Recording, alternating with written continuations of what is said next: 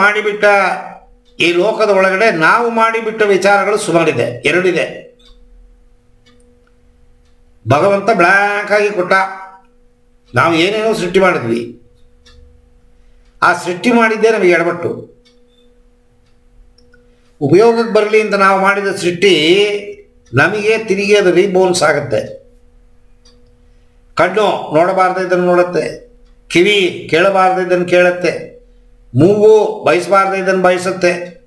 ಪಂಚ ಇಂದ್ರಿಯಗಳು ಸರಿಯಾದ ಟ್ರ್ಯಾಕಲ್ಲಿ ಹೋಗದೇನೆ ಲೋಕದಲ್ಲಿರುವ ನಕಾರಾತ್ಮಕ ವಿಚಾರಗಳ ಜೊತೆಗೆ ಹೊಂದಿಕೊಂಡು ನಕಾರಾತ್ಮಕ ಆಲೋಚನೆಗಳನ್ನು ಸೃಷ್ಟಿ ಮಾಡಿ ನಕಾರಾತ್ಮಕ ಆಸೆಗಳಾಗಿ ಪರಿವರ್ತನೆ ಆಗಿ ಪಾಪಕರ್ಮಗಳನ್ನು ತಿರುಗಿ ಈ ಜನ್ಮದಲ್ಲಿ ಮೂಟೆ ಕಟ್ಟುತ್ತೀವಿ. ಹಳೆ ಮೂಟೆಯನ್ನು ಬಿಚ್ಚುವುದ್ರ ಬದಲು ಪಂಚ ಇಂದ್ರಿಯಗಳು ಹೊಸ ಮೂಟೆಯನ್ನು ಸೃಷ್ಟಿ ಮಾಡುತ್ತೆ. ನಾವು ಯಾಕೆ ಪುನರಪಿ ಮರಣಂ ಪುನರಪಿ ಜನನಂ ಅಂತ ಹುಟ್ಟು ಸಾವು ಹುಟ್ಟು ಸಾವು ಹುಟ್ಟು ಸಾವು ಪ್ರತಿಯೊಬ್ಬರಿಗೂ ಇದೆ ಅಂದರೆ ನಾವು ಹಳೆ ಸಾಲನ್ನು ತೀರಿಸ್ತೇನೆ ಹೊಸ ಸಾಲ ಮಾಡ್ತೀವಿ. ಹಳೆಯ ಸಾಲವೂ ತೀರಬೇಕು, ಹೊಸದಾಗಿ ಮಾಡುವ ವಿಚಾರಗಳು ಸಾಲಕ್ಕೆ ಹೋಗಬಾರ್ದು, ಪ್ರಾಫಿಟಲ್ಲಿರಬೇಕು, ಕ್ರೆಡಿಟ್. ಹೇಗೆ ಬರೋ ಸಂಬಳದಲ್ಲಿ 10% 20% ಕೂಡಾಕ್ತೀವಿ, ಹಾಗೆ ಪುಣ್ಯ ಕೆಲಸಗಳನ್ನು ಮಾಡಬೇಕು. ಪುಣ್ಯ ಕೆಲಸಗಳನ್ನು ಮಾಡೋಕ್ಕೆ ಈ ಪಂಚ ಇಂದ್ರಿಯ ಬಿಡಲ್ಲ. ಎಲ್ಲ ನಕಾರಾತ್ಮಕ. ನಮ್ಮ ಮನೆ ಪಕ್ಕದ ಮನೆಯವರು ಸರಿ ಇಲ್ಲ, ಎದುರುಗಡೆ ಮನೆಯವರು ಸರಿ ಇಲ್ಲ, ಕೆಲಸ ಮಾಡೋ ಜಾಗದಲ್ಲಿ ಕೆಲಸಗಾರರು ಸರಿ ಇಲ್ಲ, ಮ್ಯಾನೇಜರು ಅಯೋಗ್ಯ, ಮೇಲೆ ಕೂತಿರೋ ಇನ್ನೊಬ್ಬನೂ ಅಯೋಗ್ಯ, ಎಲ್ಲಿ ಹೋದರೂ ಬರೀ ಫ್ರಾಡು, ಅಯೋಗ್ಯತನ, ಮೋಸ, ದಗ. ಇದರ ಮಧ್ಯದಲ್ಲಿ ನಾನೆಲ್ಲಿ ಬದುಕಲಿ? ಹೆಂಗೆ ಬದುಕಲಿ ನಾನು? ಕಳ್ಳನ ಜೊತೆ ಸೇರಿಕೊಂಡು ಒಳ್ಳೆನಾಗಿರೋಕ್ಕೆ ಸಾಧ್ಯವೇ? ರಾಜಕೀಯಕ್ಕೆ ಹೋಗ್ಬಿಟ್ಟು ಇಲ್ಲ ನಾ ಯೋಗ್ಯ ಯೋಗ್ಯ ಅಂದರೆ ಬಿಡ್ತಾರೆ ನಮ್ಮನ್ನು ಯೋಗ್ಯನಾಗಿರೋಕ್ಕೆ? ಒಂದು ಆಫೀಸಲ್ಲೇ ಬಿಡೋದಿಲ್ಲ, ಎತ್ತಂಗಡಿ ಮಾಡಿಬಿಡ್ತಾರೆ.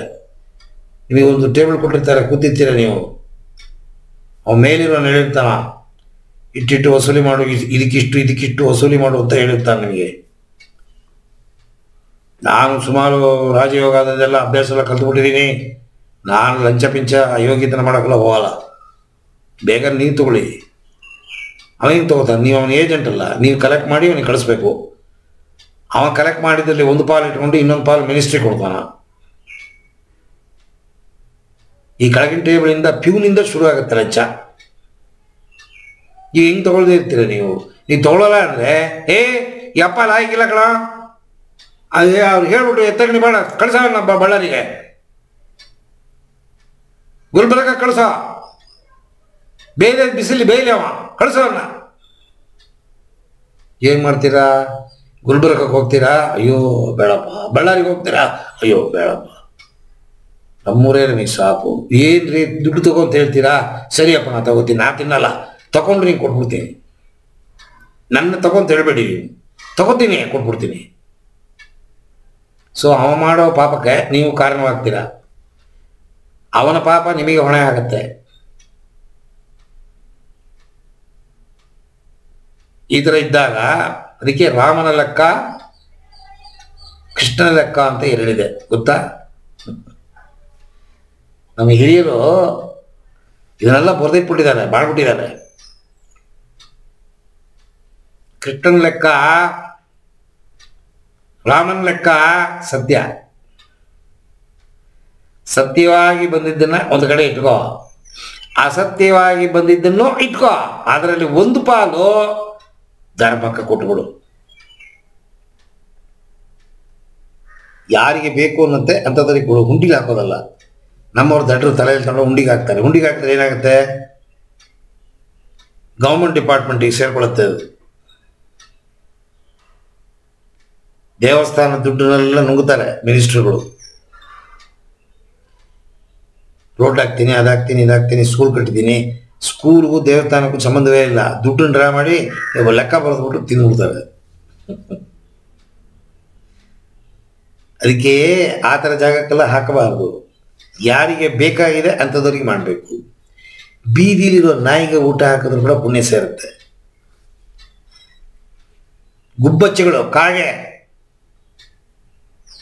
ಒಂದು ಇಡೀ ಅನ್ನ ಇಡೀ ದಿನ ತಿಂತಾ ಇರೋ ಊಟದಿಂದ ಒಂದು ತುತ್ತು ತೆಗೆದು ಇಡೀ. ಎಂಜಲ ಕೈಯಲ್ಲಿ ಕಾಗೆ ಓಡಿಸಲ್ಲ, ಅಗಳು ಬಿದ್ದೋಗತ್ತೆ ಅಂತ. ಎಲ್ಲಿಂದ ನಾವು ಮುಂದಿನ ಜನ್ಮದಲ್ಲಿ ಒಳ್ಳೇದು ನೋಡಕ್ ಸಾಧ್ಯ?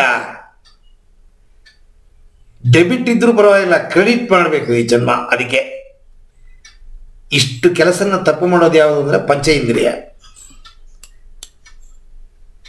ಅದಕ್ಕೆ ನಮ್ಮ ಪತಂಜಲಿ ಗುರುಗಳು ಏನು ಮಾಡಿದ್ರು,